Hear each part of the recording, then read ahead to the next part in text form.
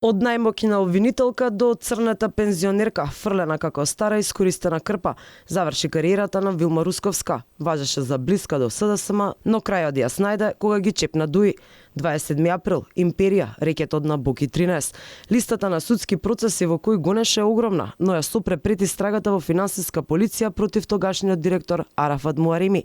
Русковска повеќе не е обвинител. Едногласно, со 10 гласа за, Советот на обвинители одлучи да го прифати предлогот на државниот обвинител Љубомир Јовевски и да ја разреши од обвинителска функција. Како поранешната шефица на СЈО, Катица Јанева, која заврши неславно, така и Русковска после гонење во мега судски процеси поврзани со политички личности и настани, колегите и пресудија. Претседателката на Советот не откри кои повреди ги направила Русковска и инсистираше јавноста да ја чека одлуката која ќе била во догледно време ставена на сајтот. Писмено изработената одлука, кога ќе биде писмено изработена, ќе биде објавена на веб страната на Советот на јавните обвинители и ќе може подетално да се запознаете со истата.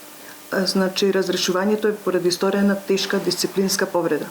Русковска не се појави на седницата, но најави дека нема да се жали на одлуката, туку ќе покрене постапка за пензионирање. Јавноста ќе ја памети Русковска не само по судските процеси во кои гонеше поранешни политичари и јавни функционери, туку и по славната изјава дека судиите ќе ги стресе од гаки зошто одлучиле Катица Јанева да ја пуштат од затворски во домашен притвор. Дисциплинската беше поведена поради претресот во финансиска полиција во времето на директорувањето на Арафат Муареми, поради сомнение за лажирање истраги и наводна уцена на бизнисмени за пари.